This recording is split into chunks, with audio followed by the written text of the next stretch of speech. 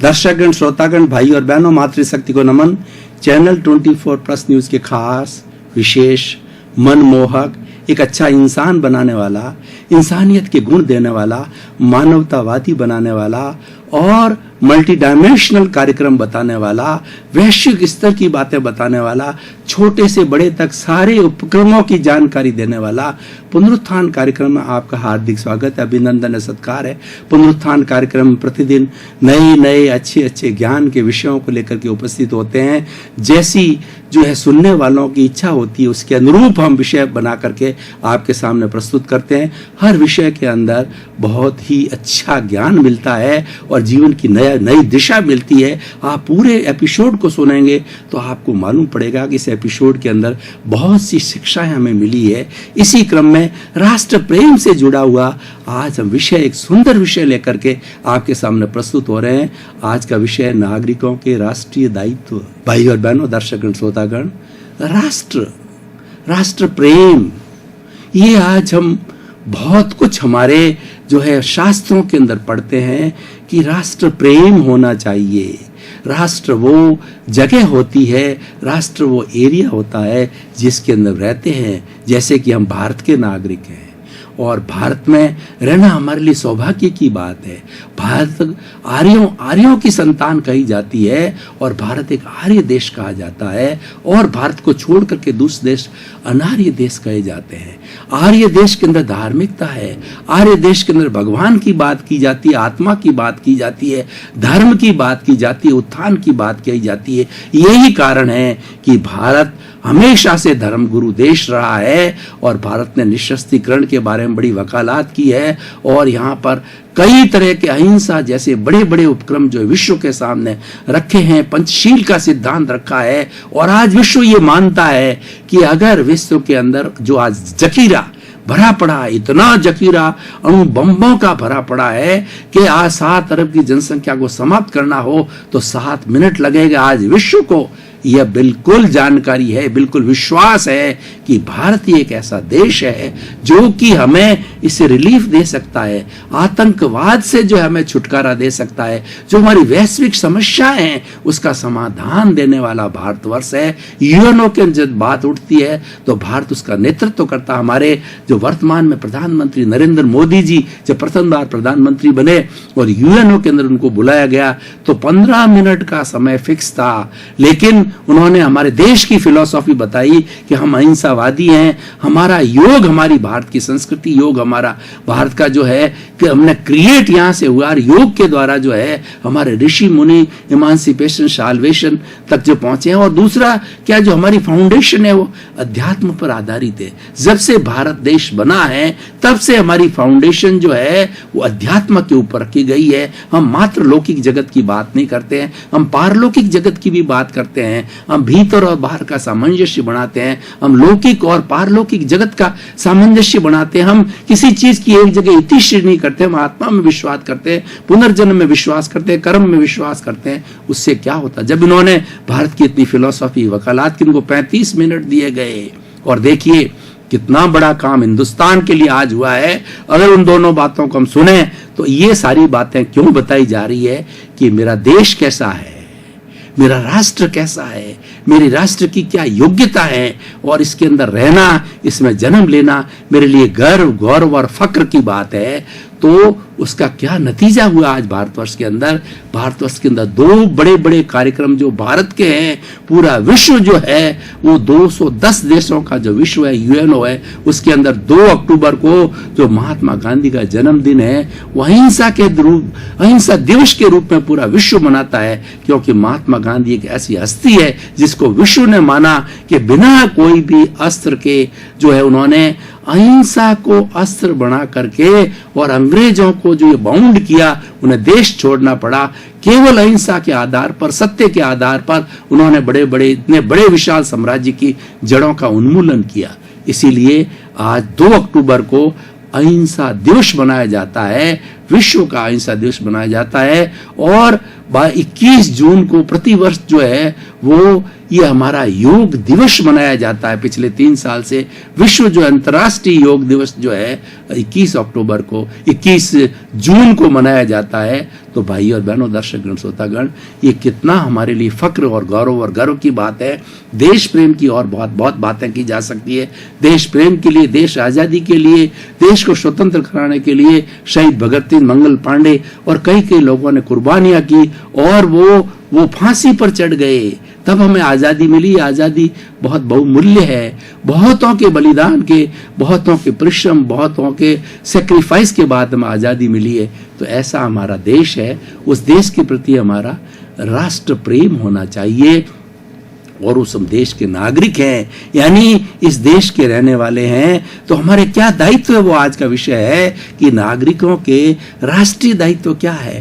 देश हमें पहचान देता है। विश्व के किसी कोने में हम जाते हैं तो कहते हैं I came from the India, I am Indian, और my philosophy is of the non violence, we believe in cooperation, we believe in respect to each other, we believe in moral values, we believe in so many good things in the cooperation. Such thing we give the introduction to other persons of the country, because these values we are living in a country, or these are the fundamentals of our country.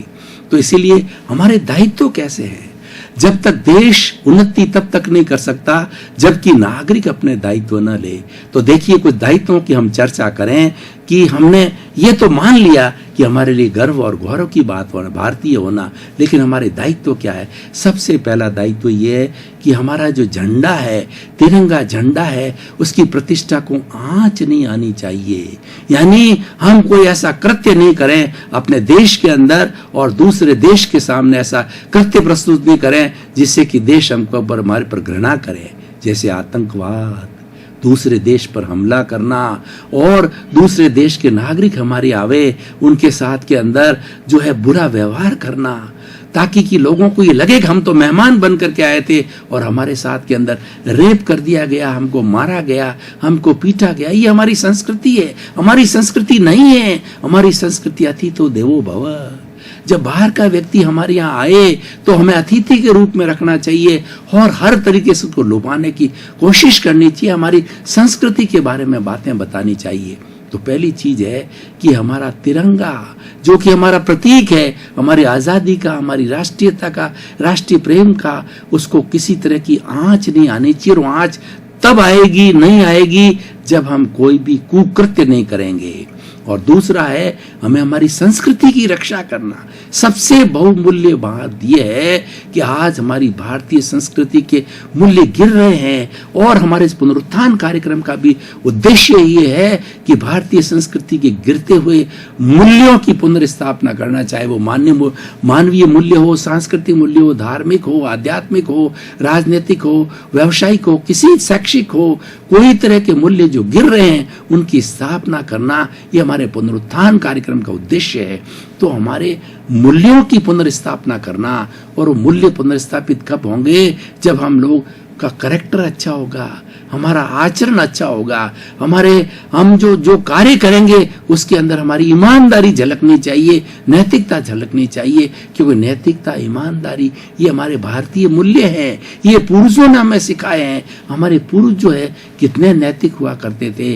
Lal Bahadur Shastri का उदाहरण लेकर के देखिए कि वो जो है वो बचपन के अंदर उनकी इतनी जो है पॉवर्टी थी, गरीबी की अवस्था थी कि उनको इतने कम पैसे मिलते थे। जब स्कूल जाते थे, स्कूल की फीस भरने के मात्र पैसे मिलते थे, इसीलिए नदी आती थी उनके घर से स्कूल तक, वो नदी को तैर करके जाते। क्यों? पैसा बचाने के लिए जाते थे। और उनके पास में ऐसी स्थिति थी कि इतने समय तक जो है वो प्रधानमंत्री रहने के बाद भी रहने के लिए कोई अच्छा मकान तक नहीं था। और वो कितना संयम करते थे, वो अपने कपड़ों का संयम करते थे, क्योंकि देश के प्रति उनकी भक्ति थी, उनके जीवन में नैतिकता थी, वो आचारवान थे, वो निष्ठावान थे। He was a man of character, he was a honest man. तो ऐसे आप अटल बिहारी वाजपेयी को देखिए, सरदार पटेल को देखिए, उन्होंने हमारे देश के लिए कितना किया, हमारी संस्कृति के लिए कितना किया। और वर्तमान में हमारे प्रधानमंत्री नरेंद्र मोदी 24 आवर्स जो है, नरेंद्र भाई मोदी 24 आवर्स हमारे देश के विकास के लिए काम कर रहे हैं, हमारी संस्कृति जो है धरोहर को उत्थान के लिए काम कर रहे हैं। तो हमारी संस्कृति संस्कृति को कोई भी दाग न लगे, संस्कृति का अवमूल्यन नहीं हो, वो हमें रोकना है। वो हम कैसे रोक सकते हैं कि देखिए आज समाज के अंदर कितनी बुराइयां हो रही है। हम हिंसा की ओर देखें, भारत एक ऐसा देश है जिसमें हिंसा नाम मात्र नहीं रहना चाहिए। भारत एक शाकाहार देश है और आज बड़े जो कहना चाहिए दुख के साथ कहना पड़ रहा है कि धीरे धीरे धीरे 50% से ज्यादा इंडिया जो है वो मांसाहारी बनता जा रहा है। हमारी प्रतिष्ठा गिर रही है। मैं आपको एक उदाहरण देना चाहता हूँ। फ्लाइट के अंदर आप जाइए तो आप कहेंगे कि जैन फूड दीजिए, तो वहाँ के जितने भी अटेंडेंट होते बड़े प्रसन्न होते हैं और उनके मन के अंदर हमारे प्रति एक व्यक्तित्व तो बन जाता है कि ये व्यक्ति जो शाकाहारी है तो इसके विचार सात्विक होंगे, ये व्यक्ति आचारवान होगा, मैन ऑफ द कैरेक्टर होगा। ये जैन धर्म हमारे भारत का धर्म है। बुद्ध धर्म, जैन धर्म, सनातन धर्म ये भारत में जन्मे, भारत में पले पोसे, भारत में बड़े हुए और भारत के अंदर ही इन्होंने सारा उत्थान किया। तो वो जब देश का इस तरीके की बात होती है तो कितना गर्व और गौरव होता है। तो भाई और बहनों, हमारी संस्कृति कहीं भी गिरनी नहीं चाहिए, हमें अपना सांस्कृतिक उत्थान करना चाहिए। तीसरी बात, हमारा खान पान, रहन सहन, आचार विचार। अभी हमने क्या हुआ है कि जो हमारी पाश्चात्य सभ्यता है, मैं किसी सभ्यता की बुराई नहीं कर रहा। वर्तमान के अंदर दो तरह की सभ्यताएं हमारे इस विश्व के अंदर चल रही है, ईस्टर्न सिविलाइजेशन और वेस्टर्न सिविलाइजेशन। ईस्टर्न सिविलाइजेशन जो प्राच्य सभ्यता है वो हमारी सभ्यता है और वेस्टर्न सिविलाइजेशन है वो अनारी देशों की लड़ाई। वहां के रूल्स अलग हैं। वो eat drink and B Mary के अंदर विश्वास करते हैं, वो भौतिक पदार्थों में विश्वास करते हैं, वो ऐश आराम में विश्वास करते हैं। लेकिन हमारी, जैसा कि मैंने बताया कि फाउंडेशन हमारी प्रारंभ से ही अध्यात्म पे जुड़ी। उन्होंने कहा कि लौकिक जगत को आप एंजॉय कीजिए लेकिन पारलौकिक जगत को मत भूलिए, यानी एंजॉय करते करते भगवान को मत भूलिए। आपके भीतर विराजमान शुद्ध आत्मा भगवान है, वो आपका भगवान है, उसकी पूजा कीजिए, उसकी साक्षी कीजिए और वो कैसा है उसके अनुरूप चलिए। वो तो अनंत ज्ञान वाला है, अनंत दर्शन वाला है, अनंत शक्ति वाला है, अनंत सुख का धाम है। तो आप बुराई क्यों कर रहे हो?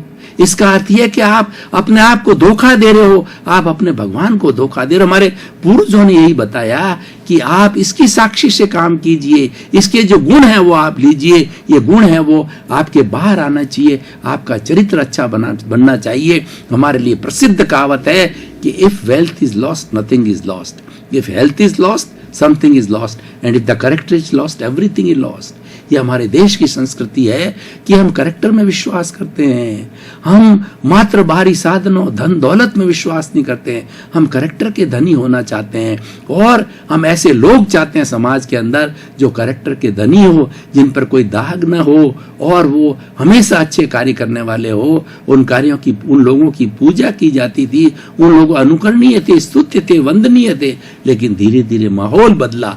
माहौल क्यों बदल रहा है कि जो वेस्टर्न सिविलाइजेशन के जो तत्व है हमने बहुत ज्यादा अंधानुकरण किया।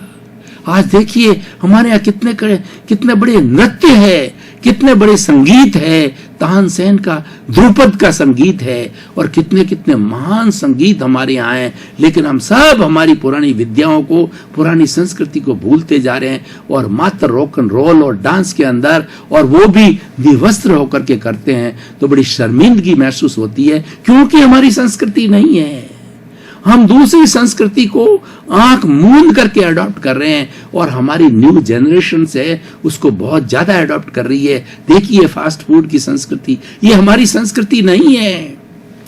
पिज्जा है, बर्गर है, ब्रेड है, ये है दुनिया भर की फास्ट फूड आज फैलते जा रहे हैं और बड़े चाव के साथ में, खास हमारी युवा पीढ़ी है, जो बच्चे हैं जिन पर देश का भविष्य है, वो उस जनरेशन कर रही। हमारी संस्कृति है छाछ और राब की संस्कृति है, सोगरे की संस्कृति है, मोटी रोटी खाने की संस्कृति है, हमारी ड्राई फ्रूट्स खाने की संस्कृति है, शाकाहार की संस्कृति है। और हम क्या खाने लगे? मांसाहारी बन गए। हम जो फास्ट फूड खाने लगे, यानी हमारा जैसा अन्न वैसा मन कहा जाता है। हमारा अन्न दूषित हो गया है तो मन निश्चित तौर से दूषित होगा। इसलिए कहा गया है कि जैसे विचार वैसा आचार, जैसा आचार वैसा व्यवहार, जैसा व्यवहार वैसा व्यक्तित्व। तो व्यक्ति को अपने भाव शुद्ध होने चाहिए, और भाव शुद्ध का संबंध हमारे आहार से बहुत जुड़ा हुआ होगा। वह जितना व्यक्ति शाकाहारी और शुद्ध भोजन लेगा उतना उसके विचार शुद्ध होंगे, और जितने ये फास्ट फूड है हमारी कई बीमारियों की जननी है। और विदेशों में तो ऐसा होता है, वो बीफ को जो है 4-4, 5-5 दिन, महीने भर वो स्टोर करके फ्रीज के अंदर उसको खाते रहते हैं। हमारी संस्कृति तो है पका करके शुद्ध खाने की संस्कृति है। चाहे हम लूखी रोटी खाएं, चाहे दाल रोटी हमारे यहाँ फेमस है। वो भी कैसी होनी चाहिए? गर्म बनी हुई होनी चाहिए दाल, और गर्म बनी हुई रोटी होनी चाहिए। दाल रोटी हमारे यहाँ फेमस है। गर्म रोटी और गर्म दाल आप खा लो, कभी आप बीमार नहीं पड़ सकते। आप बीमार का आपके शरीर में कोई गैस नहीं बन सकती, और आपका जो है मन मस्तिष्क है और चिंतन विचार बहुत शुद्ध होगा। तो भाई और बहनों, हमारा आचार विचार व्यवहार ये शुद्ध होना चाहिए। अब ये हमारे और क्या दायित्व तो अभी बहुत से हैं, लेकिन समय की जो है अल्पता को देख करके मैं जल्दी से और कुछ मुख्य दायित्व बताना चाहता हूं। हमारी भारतीय संस्कृति है वो टॉलरेंस की संस्कृति है, त्याग की संस्कृति है, सहयोग की संस्कृति है। और जिस व्यक्ति में टॉलरेंस, प्रेम, रिगार्ड, सहयोग की भावना होती है, वो व्यक्ति घर में अच्छा एडजस्ट हो सकता है, वो समाज में अच्छा एडजस्ट हो सकता है, और वो जहाँ कहीं पर भी कार्य करेगा एक जो है वो कमल के फूल की तरह कार्य करेगा। उसकी सुगंध, उसकी महक हर जगह फैलेगी, लोग उसको पसंद करेंगे, क्योंकि वो व्यक्ति किसी के साथ अन्याय नहीं करेगा, वह व्यक्ति न्यायप्रिय होगा, वो अच्छा कार्य करना चाहेगा, और वो अहंकार शून्य होगा। हमारी भारतीय संस्कृति है इमोशनल की संस्कृति है। हमने दुख का कारण अज्ञान को माना है। अज्ञान क्या है? अज्ञान सबसे बड़ा अहंकार है। क्रोध, अहंकार, माया, लोभ। हमारे जितने भी धार्मिक ग्रंथ है, जितने भी धर्म हिंदुस्तान के हैं, वो सभी अज्ञानता को, अविद्या को दुख का कारण कहते हैं। और वो क्या है? क्रोध, अहंकार, माया, लोभ, मत्सर, ईर्षा, 18 इस तरीके के दोष है, पाप है। उन दोषों और पापों से हम मुक्त रहे, हम दूर रखें। टू एयर इज ह्यूमन, व्यक्ति मानव का पुतला है। लेकिन हमारी संस्कृति, जो भारतीय संस्कृति जिसकी हमने सुरक्षा करनी है, वो संस्कृति जो है वो प्रतिक्रमण की संस्कृति है। कि आपने अतिक्रमण कर लिया, आपने किसी के साथ में बुरा व्यवहार कर लिया, आपने किसी के प्रति बुरा सोच लिया, तो उस अतिक्रमण का प्रतिक्रमण कीजिए। You feel sorry. आप भीतर जो है वो बराबर उस व्यक्ति की साक्षी से करिए कि मैंने, अगर मान लो प्रत्यक्ष रूप से है, उसे क्षमा याचना कीजिए। क्षमा वीरस्य भूषणम। जो राष्ट्र प्रेम करना चाहता है, और भारत के नागरिकों का सबसे बड़ा दायित्व है कि क्षमा वीरस्य भूषणम के सिद्धांत को मानकर चले, कि वो मैं अपने साथियों को क्षमा करता चले, वो महान होगा। देखिए कि टिट फॉर टैट, नेले पे देला मारना, ईंट का जवाब पत्थर देना, ये कायरता है। ये सामान्य व्यक्ति हर कोई दे सकता है, लेकिन अपने साथ में अगर किसी ने बुरा व्यवहार किया तो उसके साथ के अंदर हम भलाई का सलूक करें, उसको क्षमा करें कि अज्ञानी है, उसने कर दिया, तो उसके दिल में हमारे प्रति बहुत बड़ा जो है आदर का भाव होगा। हमारी संस्कृति अतिथि देवो भव की संस्कृति है। हमारे मूल्य है, उन मूल्यों की पुनर्स्थापना करनी है। तो भाई और बहनों, दर्शकगण, श्रोतागण, अब समय की अल्पता को देख करके मैं नागरिकों के दायित्व की मैंने चर्चा की, तो कुल मिलाकर हम सभी नागरिकों की दायित्व है कि हमारे देश प्रेम के अंदर देश के नागरिकों के प्रति हम शांतिपूर्ण से स्थिति के साथ जीवें, किसी के साथ में धोखा नहीं करें, कपट नहीं करें, क्योंकि वो हमारा भाई है, हमारे देश का नागरिक है। उसके साथ में किसी तरह का बुरा बर्ताव नहीं करें, उसको ठगे नहीं, उसका सहयोग करें। और जो व्यक्ति तकलीफ में है, खास तौर से हमारे यहाँ हमारी संस्कृति परोपकार की संस्कृति है, सेवा की संस्कृति है। दर्शकगण, श्रोतागण, भाई और बहनों, आपका बहुत बहुत धन्यवाद, साधुवाद, कृतज्ञता कि आप पुनरुत्थान कार्यक्रम को बराबर देख रहे हो और लोगों को देखने की प्रेरणा दे रहे हो। हमें बड़ा उत्साह हो रहा है, हमें बड़ा आनंद आ रहा है, इसलिए हम प्रतिदिन नए नए विषयों के साथ प्रस्तुत होते हैं, बड़े आनंद के साथ में हम प्रस्तुति देते हैं, बड़े आनंद के साथ के अंदर आप उन विषयों को सुनते हो। जब वक्ता और श्रोता के बीच में तारतम्य तादाद में बैठ जाता है तो दोनों तरफ आनंद की वर्षा होती है। और हमारा उद्देश्य भी यही है, सर्वे भवन्तु सुखिनः सर्वे भवन्तु निरामया। इसी क्रम में आपका जीवन आनंदमय हो, मंगलमय हो, सुखमय हो, शांतिमय हो। खूब आनंद के साथ सताइश होकर के आप जो देश की सेवा करें, देश प्रेम करें और अपने भाइयों के साथ परोपकार और सेवा का कार्य करें।